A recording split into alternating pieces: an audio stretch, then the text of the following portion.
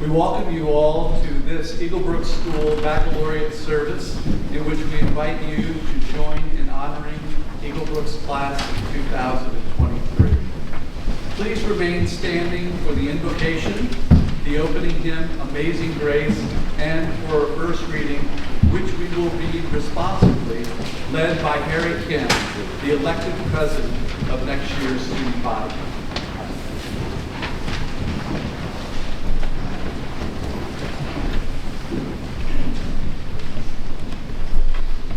Let us pray. O God, creator of heaven and earth, be present with us. Graciously behold our school community, those assembled here and those who have gone before us, students and benefactors, parents and teachers, helpers of every sort who have supported our highest hopes and best efforts. Help us to affirm and be thankful for the great truths that have shaped our lives here, for the emergence of personal gifts and strengths, and for the experience of a giving and forbearing community, for the strong web of tradition that gives us place and purpose as we seek meaning for our lives, and for the rich array of loving relationships which nourish and sustain us. Through our song and words, our prayers, and our very coming together in this manner, bound by the cords of friendship and sympathy, inspired by the sacredness of time and place, we lift our voices in thanks and praise. Amen.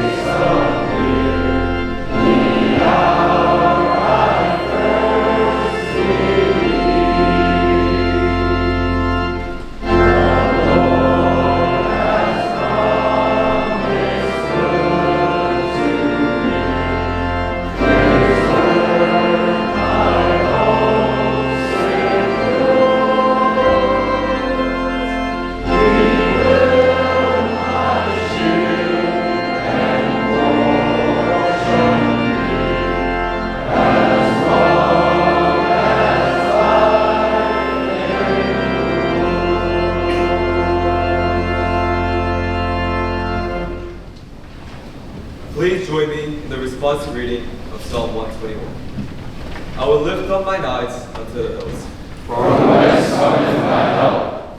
My help cometh from the Lord, Who hath made heaven and earth. He will not suffer thy foot to be moved. He that keepeth thee will not slumber. Behold, he that keepeth Israel Shall neither slumber nor sleep. The Lord is thy keeper. The Lord is thy shade upon thy right hand. The sun shall not smite thee by day, Nor the moon by night. The Lord shall preserve thee from all evil. He shall preserve thy soul. The Lord shall preserve thy going out and thy coming in, From this time forth and even forevermore.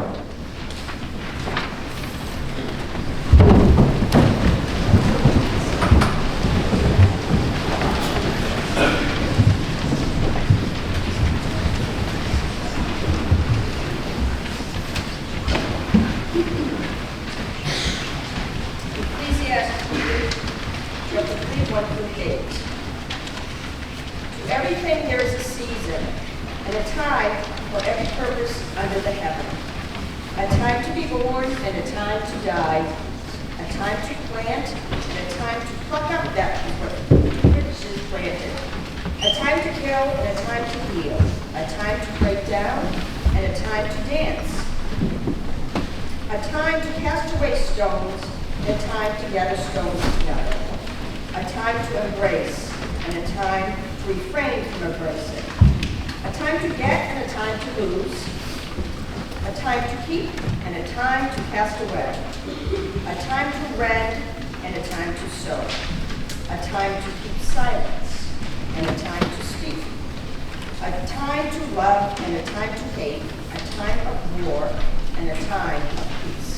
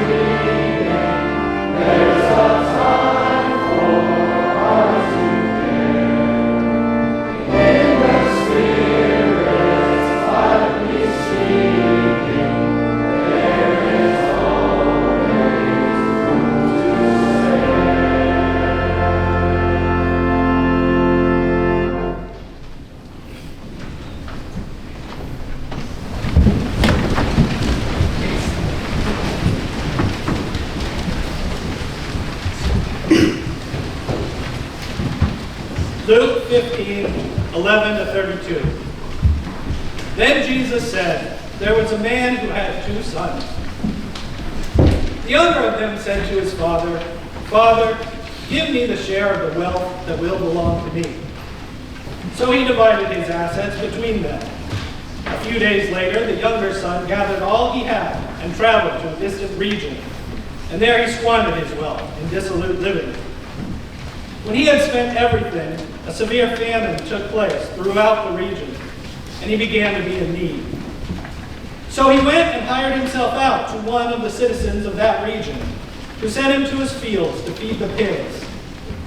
He would gladly have filled his stomach with the pods that the pigs were eating, and no one gave him anything. But when he came to his senses, he said, how many of my father's hired hands have bread enough and to spare? But here I am, dying of hunger. I will get up and go to my father, and I will say to him, Father, I have sinned against heaven and before you. I am no longer worthy to be called your son. Treat me like one of your hired hands. So he set off and went to his father. But while he was still far off, his father saw him and was filled with compassion. He ran, put his arms around him, and kissed him. Then the son said to him, Father, I have sinned against heaven and before you. I am no longer worthy to be called your son. But the father said to his servants, quickly, bring out a robe, the best one, and put him on it. Put a ring on his finger and sandals on his feet. And get the fatted calf and kill it, and let us eat and celebrate. For this son of mine was dead and is alive again. He was lost and is found. And they began to celebrate. Now his elder son was in the field, and as he came and approached the house, he heard music and dancing. He called one of the servants and asked what was going on. He replied, your brother has come, and your father has killed the fatted calf, because he has got him back safe and sound. Then he became angry and refused to go in. His father came out and began to plead with him. But he answered his father, listen, for all these years I have been working for you, and I have never disobeyed your command. Yet you have never given me even a young goat, so that I might celebrate with my friends. But when this son of yours came back who has devoured your assets, you killed the fatted calf for him. Then the father said to him, Son, you are always with me, and all that is mine is yours. But we had to celebrate and rejoice, because this brother of yours was dead and has come to life. He was lost and has been found.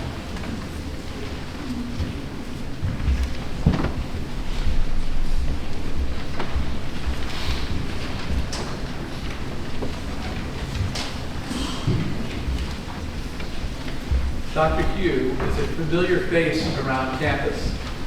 He is our school doctor, a practicing physician for 27 years, undaunted, supervising and organizing the night and day around-the-clock care of 250 middle school students.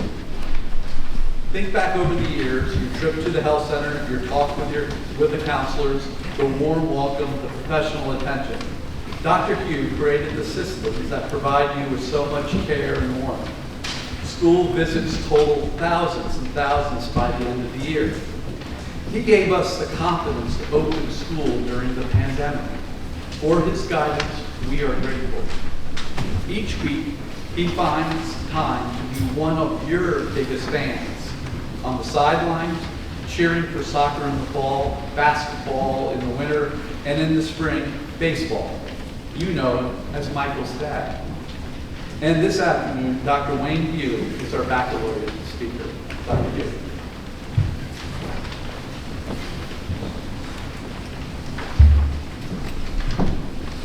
Hi, everybody. So I'm first very grateful that the weather's so nice. Because I remember I was just in the health center this morning and talking to one of the students and remembering last year that it was like 90 plus degrees and he said to me, "God, I had heat stroke." I'm like, "Oh yeah." So I'll be happy that I won't have to deal with that later today. And that you'll have time to listen to my 30 minutes. I'm joking. Thank you, Mr. Chase. Thank you for asking me to speak today. Welcome students, faculty, parents, and friends. As we honor the sixth form class. Class of 2023, the past few years have been an adventure. Your growth and accomplishments have been extraordinary while in the middle of a once-in-a-century worldwide pandemic. We've all faced change, challenge, disappointment, and success. And what a ride it's been. I started here as a school doctor 4 years ago, pre-COVID. The same time as the Golden Eagles. Even though I've been a physician for over 20 years, there's a lot to know whenever you step into a new place. And like all of you, I had to acclimate and adjust. Before I would finish my first year at Eaglebrook, COVID hit. Fortunately for all of us, Mr. Chase had the vision and courage to keep Eaglebrook in person in the fall. September 2020. Remember Rubna? Every day, do your Rubna. Quiet period, quarantining indoors, close contact dining, physical distancing, mask, isolation requirements made it lonely and fearful at times. It was a daunting year as special friendship bonds were formed. The following fall in 2021, a student said to me, "I think we're getting used to it. It's not so bad." And this past 2022, we had some students wanting to come up to the COVID floor. And most of this year, we almost forgot about COVID. The national emergency ended on May 12th. Thank you all for getting vaccinated and following protocols to protect our community. We had a great year. I am honored to be with you here in the Brick Church, where reverends, faculty, and parents have given the Eaglebrook Baccalaureate to celebrate the graduating sixth form class and give you a little parting advice. I'll be the first to tell you I am not the wise old fish. But I'll tell you a little bit about my story, how I got here, and a few things I learned along the way. My parents were first-generation Chinese immigrants and came from Malaysia and Indonesia. My mother said I should be an architect. My father wanted me to be a scientist. I went to medical school planning to be a pediatrician because I love science, how the body works, and helping kids. During the fourth year of medical school, my girlfriend planned a family practice rotation with the Native Americans of the Crow tribe in rural Montana. I was not part of this trip or had much interest. Shortly before the rotation, a spot opened up, so I hitched on this 2,000-mile road trip to Big Sky Country, not expecting too much. In short, it was a tremendous, eye-opening medical, social, and cultural experience. After medical school, I entered a double residency in pediatrics and adult medicine. Because of my experience with the Crow, I went to rural Western North Carolina during my fourth year of residency and worked with the Eastern Band of Cherokee Indians. I worked in the office, on the hospital floor, and emergency room. I'd be giving immunizations to infants one day and managing a heart attack the next, while suturing, casting, and taking fish hooks out of people's faces the rest of the day. I was never so humbled and satisfied by how much a person could know, do, and help a population needing medical care. After residency, I planned to be an academic doctor at a medical center. Instead, I followed my heart to be a physician who could do it all. While being mentored by great docs, I returned to Cherokee with the same student who introduced me to Crow Nation in medical school. She has since become my wife and is my most lovely. After working 4 incredible years in Cherokee and having 2 children, we moved back to the Northeast to be closer to our families. I became medical director of a center that cared for the poor and the farm workers in western Massachusetts. I did this for another 4 years. I would come home late every night, and one night my 2 daughters were in tears because they said they never saw me. So despite my love for the work,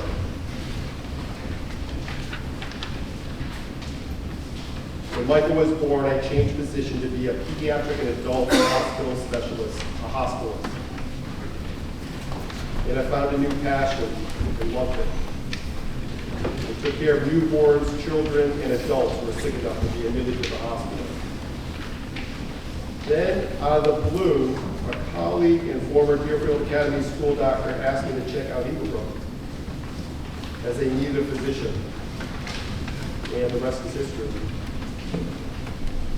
Life twists and turns quickly and suddenly.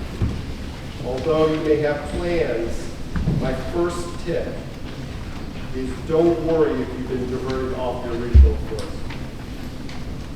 When I was in medical school, I never imagined I'd be working with a Cherokee in rural North Carolina, or be a hospital specialist in Northampton, or be the school doctor at Eaglebrook. But it's been a beautiful journey. It all started with an unplanned road trip in Montana. It's hard to see what will make us happy a few years from now, because we and our lives change unpredictably.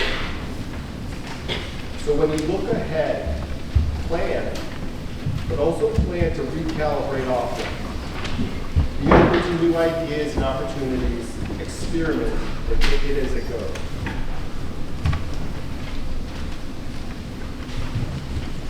In times of change, I'm reminded of this parable. A farmer and his son had a beloved horse who helped the family earn a living. One day, the horse ran away, and the farmers exclaimed, "The horse ran away, what terrible luck!" The farmer replied, "Maybe so, and maybe not." A few days later, the horse returned home, leading a few other wild horses back to the farm as well. The neighbors shouted, "Your horse has returned," and brought several horses home with him. "What great luck!"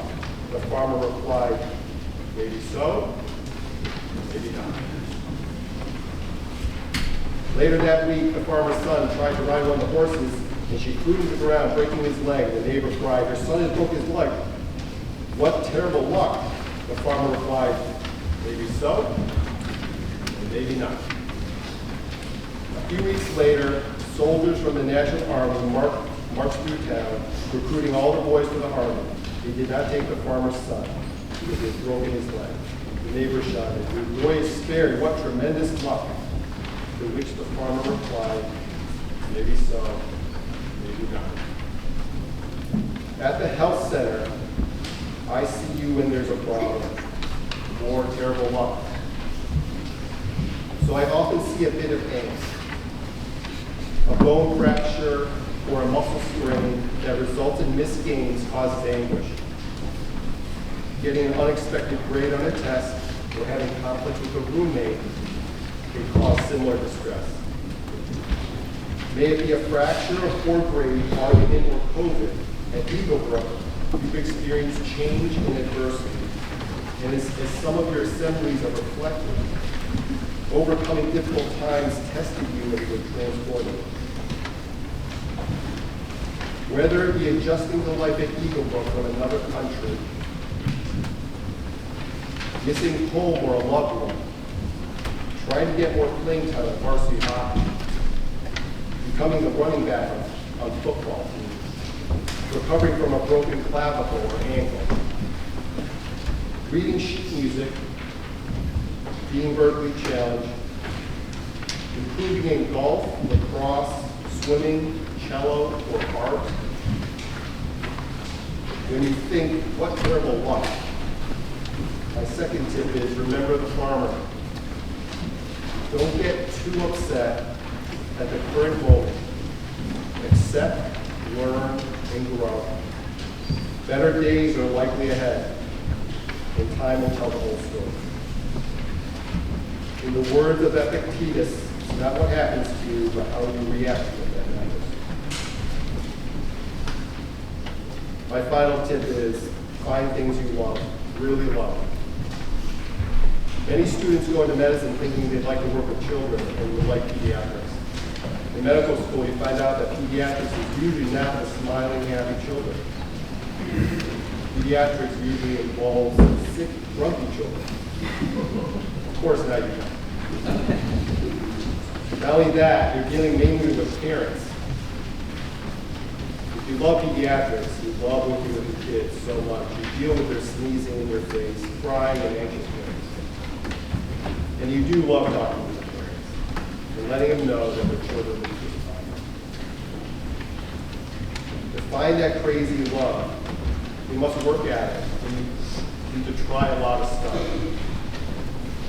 Eaglebrook gave you opportunities to try new things, and you'll need to continue to take advantage of this through secondary school. In fact, at this stage, you should aim to find a few loves.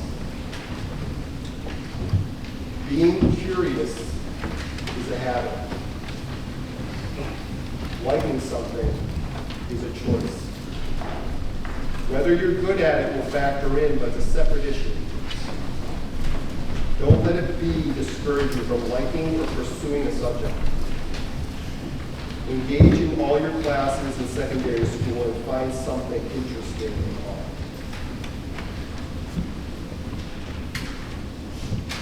When you find those loves, you'll have to tolerate a bit of pain and disappointment. Most problems I see in my career begin as physical, but the most troublesome consequences are often mental. Use what you and your classmates have learned in Eaglebrook. Be persistent and fight through those doubts and lows. Your struggles, defeats, and most trying moments have led to hard work and time forged in the crucible where you change, grew stronger, and maybe found some purpose. True passions are always tested by fire. Do not shy away from challenges.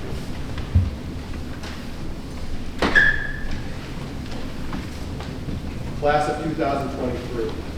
Eaglebrook has done you well, and you have done Eaglebrook proud. Be grateful for those who guided you as you did not journey alone. Thank your parents and your family for their love and this opportunity. Appreciate your teachers and faculty for setting high standards, pushing you hard, and caring for you. That includes your nice teachers, your cool teachers, your great teachers, and the tough teachers you will never forget.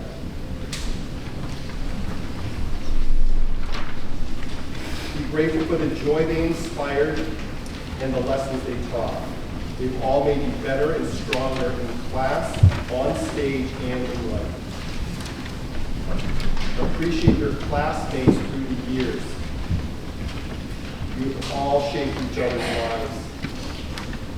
The impact of your associations in your chemistry has been meaningful, influential, and critical in your development. Whether in the dorm, on the soccer field, or in English class. I personally thank the sixth form class as Michael was made better by your character, friendship, and work ethic. I cannot name every one of you, but a quick shout out to a few of those that I appreciate have supported me. Will, Harry, Aiden, Emmett, Tristan, Picho, Pete. And special nods to Cooper, Tatsuya, Jaden Smith, and Jaden Lynn, and their families. To all of you, each has a band of brothers to be grateful for during these years together. We at Eaglebrook will miss you, will miss all your personalities and talents, as they are unique and they can never be replaced. I will miss the honesty and humor. Owen Wright comes into the health center and requests a shade advisor for football. And I ask, why do you need it? Expecting a medical reason. With a big grin, he says, because it's cool. I will miss Aiden Tatro leading the defensive line in varsity soccer and taking a red card for protecting our goal. I will miss Ollie's acrobatic finishes at the boot and Yuri's beautiful swing. I will miss your vulnerability, strength, and voice in your assemblies. But what I'll miss most is your enthusiasm, your vigor, and your broad joy when you celebrate a friend's success, a great performance, or a team victory.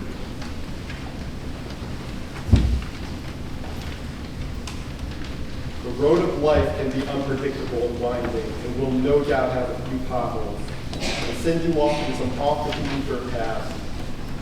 But in times of doubt, remember you are Eaglebrook strong and summon the strength and help of your fellow rookies, and enjoy the ride.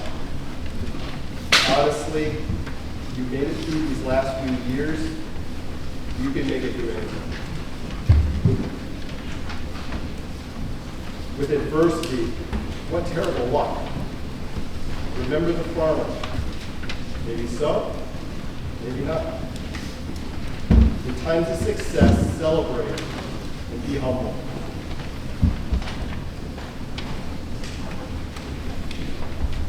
Finally, don't work too hard. Have fun. Be kind. Find a few things you love in your next chapter.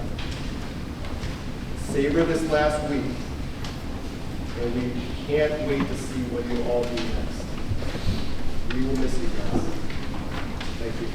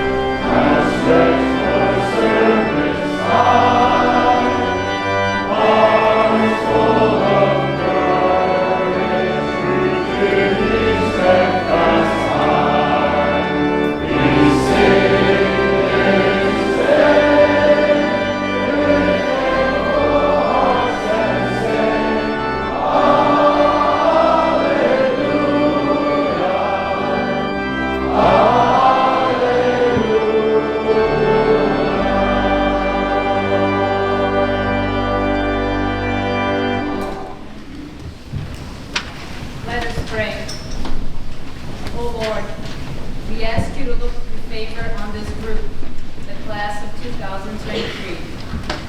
Bless and guide them wherever they may be.